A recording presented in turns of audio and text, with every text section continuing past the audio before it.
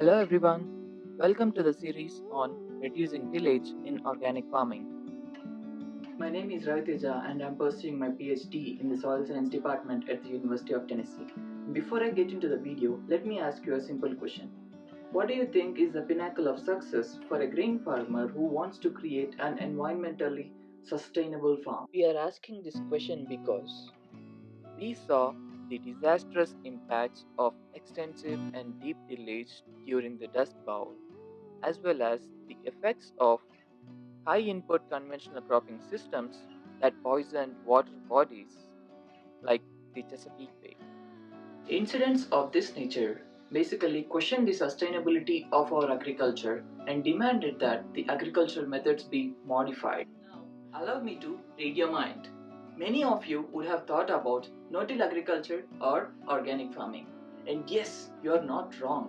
One way we can counter intensive tillage is to follow completely no-till. And the conventional farming can be countered by a much more sustainable method of organic farming.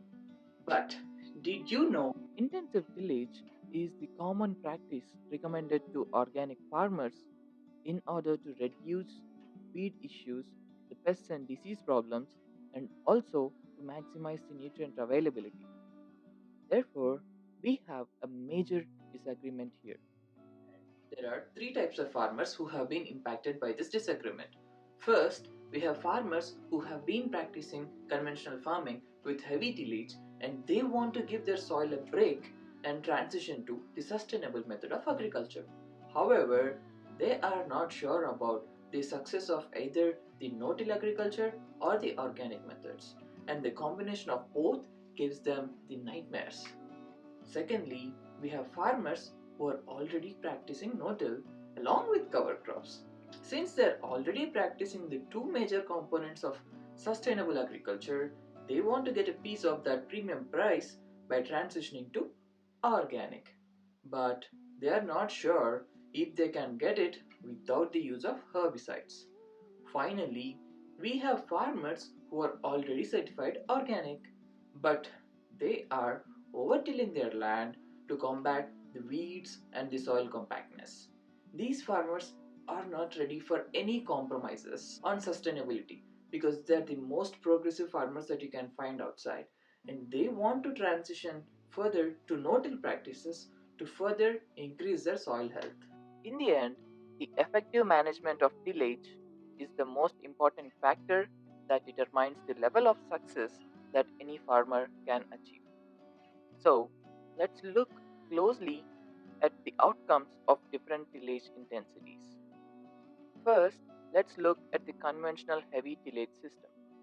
Like I mentioned earlier, it is very famous across organic systems and many farmers are reliable on it to suppress weeds, pests and diseases. But the main drawbacks are the soil aggregates are destroyed and this increases the chance of erosion. And this soil disturbance also increases the rate of decomposition and they lose majority of the carbon that they are striving to fix into the soil. As this method facilitates greater nutrient availability and a more favorable seed bed, typically resulting in greater yields.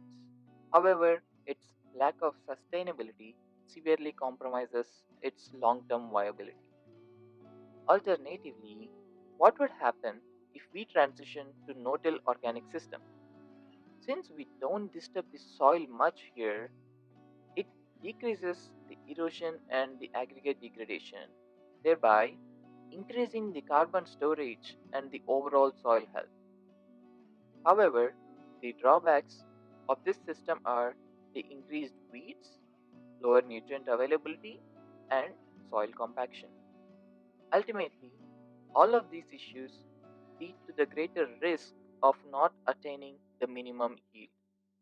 So, in pursuit of a common middle ground that reduces the risks associated with both these systems, we are investigating the compatibility of reduced or shallow tillage in organic farming by maintaining at least 30% ground cover, and we think it might be a great fit for all grain crop producers looking to increase the sustainability of the farm and transition to organic farming.